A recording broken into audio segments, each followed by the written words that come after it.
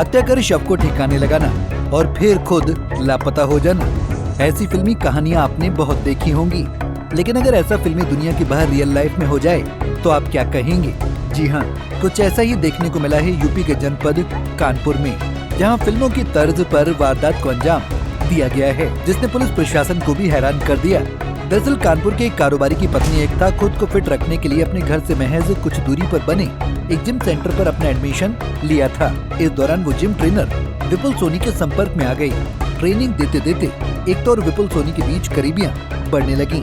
24 जून 2024 को जब एकता अपने घर से जिम पहुंची तो विपुल सोनी और उसके बीच जिम के बाहर कार में किसी बात को लेकर बहस हुई।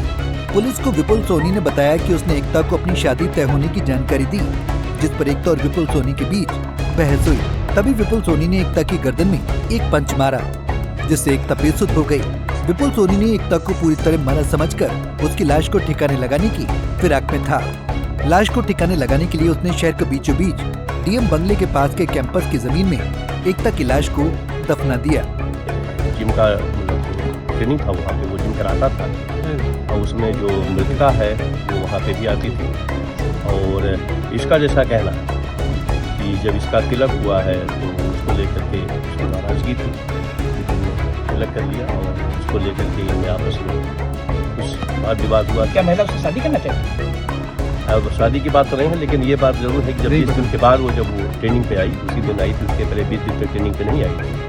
तो वो जब आई तो ये उसने बात करने के लिए कहा, गाड़ी में गए बात की। उसी दौरान इनमें हार्ट अटैक हुई और हार्ट अटैक होने के बाद जैसा कि इसने बताया कि वो हमने उसको मार दिया और मार करके ला करके यहाँ पे तो यहाँ कैसे आ गया? यहाँ कैसे ले गया? यहाँ पे ये नहीं कैसे आता था ये? नहीं, बेसिकली ये कंपाउंड वहाँ पे जैसा आपने देखा कि तमाम ऑफिसर के यहाँ पे आवास बने हुए हैं और ये जहाँ पे हम लोग हैं ये मेन रोड पे है यहाँ पे। तो यहाँ पे चूंकि ये यहाँ पे बिलियर्ड्स का भी क्लब है और बैडमिंटन का भी कोर्ट है। बता दें कि हत्या करने के बाद आरोपी विमल पंजाब के एक होटल में वेटर बनकर काम कर रहा था। आरोपी मोबाइल फोन का इस्तेमाल नहीं करता था। इतना ही नहीं, आरोपी पुलिस को बार बार कंफ्यूज कर रहा था। पहले सोनी ने बताया कि उसने गंगा में बॉडी फेंकी है, फिर दूसरी जगह बताई, लेकिन आखिर में उसने देर रात कबूल किया कि बॉडी को डीएम आवास परिसर के बगल में गाड़ दिया है। उसने पुलिस को बताया कि वो दोनों करीब 1 साल से रिश्ते में थे। हम लोग 24 घंटे से लगे थे, जैसे इसने बताया। और जैसे हम लोगों ने एक्यूज को पकड़ा, पहले इसने बताया कि हमने गंगा जी में फेंका। गंगा जी में हमारी पूरी टीम गई, नाव से पूरी सर्च करी और हम लोग इस बात के लिए पूरे रात दिन लगे रहे कि भाई बॉडी कहाँ पे है, क्योंकि ये जो बताता रहा उसका सोटी पे हम लोग गए और उस पे जो वीडियो थी हम लोगों के पास, जो बाकी चीजें थी उससे मिलान किया और टाइमिंग का मिलान किया तो टाइमिंग फर्क आने लगा। तो जब हम लोगों ने बहुत सख्ती से पूछताछ की तब फाइनली उसने बताया। कोई अंदर का भी पकड़ा कब गया है? पकड़ा आज गया है, आज पकड़ा गया। क्या कोई डीएम कंपाउंड के आज जो स्टाफ है वो भी इसमें से कोई शामिल है? नहीं, कोई अभी तक ऐसी कोई जानकारी नहीं है। वहीं इस हत्याकांड ने कई सवाल खड़े किए हैं।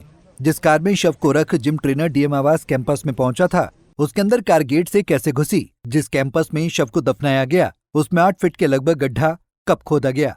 जब गड्ढा खोदा जा रहा था तो फावड़े की धमक और आवाज न तो डीएम आवास के गेट पर तैनात किसी सुरक्षा कर्मी ने सुनी और न ही किसी गार्ड ने ही सुनी। घटनास्थल के सामने महज 15 फीट की सड़क के दूसरी ओर जज का आवास है। वहाँ भी सुरक्षा कर्मी गेट पर मुस्तैद रहता है। उसे भी कुछ क्यों नहीं दिखा? पुलिस की थ्योरी अभी बहुत से सवाल उठ रहे हैं, जिनके जवाब मिलने बाकी हैं। पंजाब केसरी टीवी के लिए कानपुर से प्रांजल मिश्रा की रिपोर्ट। हमसे जुड़े रहने के लिए हमारे YouTube चैनल को सब्सक्राइब करें और नई वीडियो की नोटिफिकेशन के लिए बेल आइकॉन को दबाएं। अगर आप ये वीडियो Facebook पर देख रहे हैं तो लाइक जरूर करें और ज्यादा से ज्यादा शेयर करें। धन्यवाद।